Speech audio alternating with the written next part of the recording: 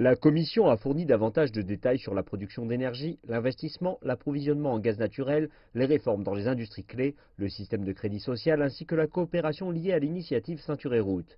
Elle a en outre dévoilé les objectifs clés de cette année, dont la réforme structurelle de l'approvisionnement et le renforcement du marché domestique. Certaines des principales données chiffrées de 2018 ont été publiées hier par le Bureau national des statistiques.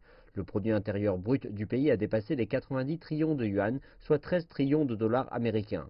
Et ce pour la première fois, une hausse de 6,6% sur l'année précédente. Plus de 13 millions de nouveaux emplois ont été créés dans les villes et villages, soit un dépassement de 120% de l'objectif de création d'emplois sur l'ensemble de l'année. Le revenu disponible par habitant avoisine les 30 000 yuan, soit 4 200 dollars américains. Cela correspond à une hausse de 6,5% après la déduction des facteurs de prix. Le volume des échanges avec l'étranger s'est élevé à plus de 30 trillions de yuan, soit une croissance de 10%, avec encore un nouveau record. Quant à la consommation en électricité, il y avait une hausse de 8,5%, la plus importante depuis 2012. Et s'agissant du gaz naturel, une hausse de 17%. Ces chiffres reflètent la vitalité économique. Le haut planificateur de Chine, la CNDR, a donné aujourd'hui un aperçu des objectifs pour 2019.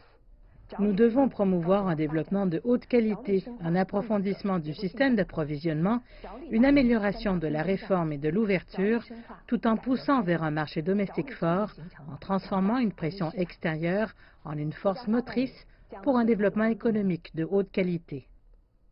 Désormais, quand il s'agit de restructuration économique, l'économie est inlassablement guidée par la consommation. Par exemple, la consommation personnelle représente désormais 76,2% du PIB de la Chine.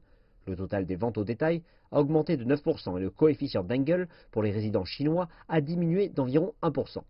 Le coefficient d'Engel mesure la portion d'argent que les gens dépensent dans l'alimentation. Donc la baisse de ce chiffre indique que les gens ont plus d'argent restant après avoir acheté les nécessités de base. La croissance de l'investissement dans la manufacture, en particulier pour le haut de gamme et l'investissement privé, joue un rôle de plus en plus crucial dans le soutien de cette économie. Le commerce chinois avec les pays étrangers prenant part à l'initiative Ceinture et Route a cru de plus de 13%, ce qui témoigne d'une économie dynamique en plein essor.